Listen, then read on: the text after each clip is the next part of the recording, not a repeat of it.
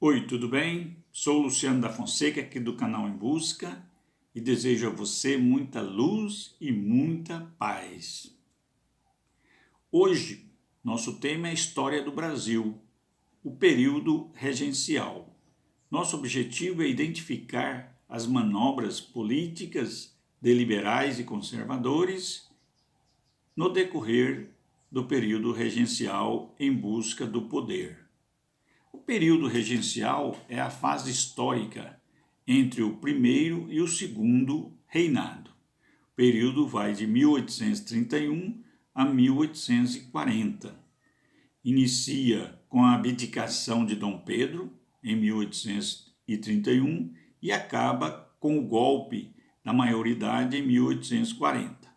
Nesse período de 9 anos, podemos apontar basicamente 4 regências, sendo elas a regência trina provisória, 1831, a regência trina permanente, 1831 a 1835, a regência una de Feijó, que vai de 1835 a 1837, e por último, a regência una de Araújo Lima, que vai de 1837 a 1840.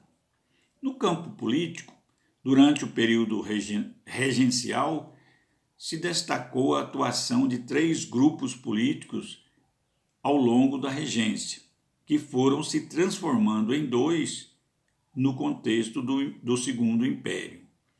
Entre os grupos políticos do período regencial, temos liberais exaltados. Eram defensores do federalismo e dividiam-se entre monarquistas e republicanos. Seu maior representante foi Cipriano Barata. O segundo grupo é conhecido como liberais moderados, defensores da monarquia e sustentavam a coroação de Dom Pedro II, com algumas restrições ao poder absoluto de Dom Pedro I. Seu maior representante era o padre Feijó. Por último, os restauradores, que defendiam o retorno de Dom Pedro I para o trono brasileiro. Esse grupo se perdeu após a morte de Dom Pedro I em 1834. Seu maior representante era José Bonifácio. No decorrer das regências, algumas ações importantes foram sendo tomadas no sentido da consolidação do Estado Nacional. Entre elas, citamos o estabelecimento do Código de Processo Criminal, em 1832, ampliação dos poderes dos juízes de paz, que determinou o uso de júri no julgamento de crimes graves, e também o habeas corpus, um mecanismo jurídico que permite o réu responder por seu crime em liberdade. No decorrer da regência, houve o fortalecimento e a caracterização do Estado brasileiro. Outra importante coisa que vai acontecer no contexto do período regencial foi a fundação da Guarda Nacional em 1831, que possibilitou aos cidadãos formar um corpo armado para conter os excessos governamentais e as rebeliões que pudessem acontecer. A jurisdição da Guarda Nacional era municipal e ela era composta por todos os cidadãos que tinham direito ao voto, entre 21 e 60 anos. No sentido estatal e da concepção de Estado no Brasil, a decisão mais importante do período regencial foi a aprovação, em 1834, do Ato Adicional. Esse ato foi considerado uma vitória dos liberais exaltados, pois promoveu uma série de emendas na Constituição de 24 e concedeu maior autonomia para as províncias brasileiras. Alguns historiadores afirmam que o Ato Adicional de 1834 iniciou no Brasil uma breve experiência republicana no Brasil monárquico. Com essa medida, o poder moderador foi sendo retirado do processo durante o período da regência, ou seja, o ato adicional de 34 retirou o poder moderador. Consequentemente, também foi extinto o Conselho de Estado do imperador, foi abolido. Outra mudança extraordinária que vai acontecer foi que permitiu o surgimento das assembleias provincianas, ou seja, das câmaras estaduais, as quais teriam atribuições que até então não existiam. Assim, foi permitido, por exemplo, que as províncias criassem impostos locais e nomeassem e demitissem funcionários públicos. A delegação de maior poder às províncias fortaleceu o que nós chamamos de federalismo, e isso foi consideravelmente interessante no sentido de que ocorresse diversas rebeliões por todo o Brasil.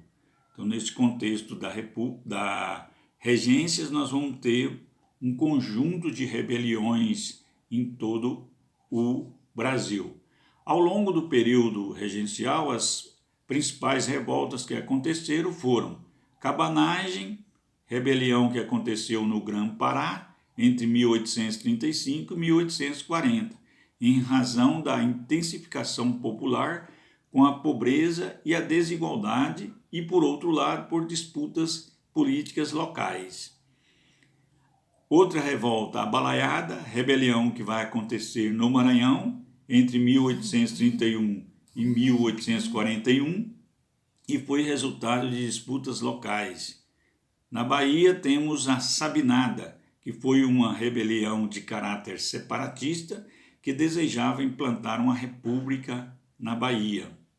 Por outro lado, a revolta dos malês, também na Bahia, que foi uma revolta de escravos que aconteceu em Salvador em 1835. Outra revolta que nós temos nesse período é a revolta, talvez a mais badalada, a mais importante, que foi a revolta dos farrapos. Foi uma revolta motivada por insatisfação da elite local, elite muito forte, com o governo por questões políticas e por questões da economia. Essa revolta vai estender de 1835 a 1845.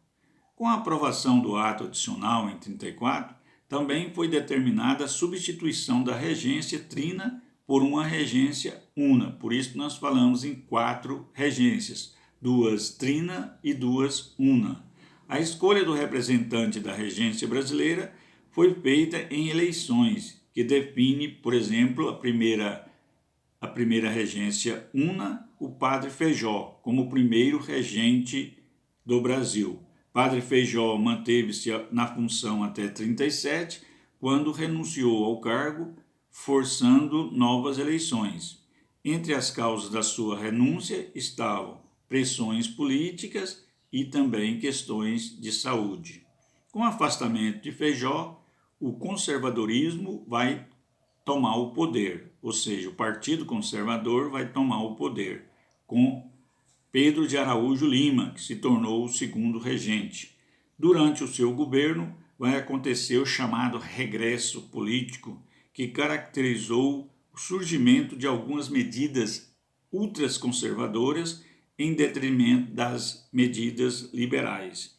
Foi nesse período, nesse contexto do período regencial, que se consolidou a modificação do quadro político brasileiro, ou seja, de 3 grupos passaram apenas por 2 grupos.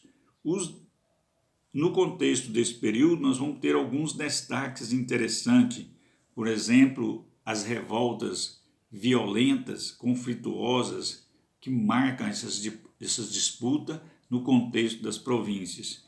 Os destaques dessas revoltas podemos apontar, por exemplo, a Cabanagem, que resultou na morte de 30 mil pessoas, e para a balaiada, na qual morreram 12 mil pessoas. E a única que houve a vitória dos revoltados no sentido estatal foi a revolta dos farrapos. Enfim, o período regencial vai ocorrer uma disputa política entre liberais e conservadores, e dessa disputa vai nascer o que chamamos de Segundo Império, ou seja, diante das reações políticas, Araújo Lima, um conservador que defende a antecipação da maioridade do príncipe do Brasil, Pedro de Alcântara. Os liberais conseguiram conquistar o apoio da maioria dos deputados e senadores e vão realizar o chamado golpe da maioridade em 1840.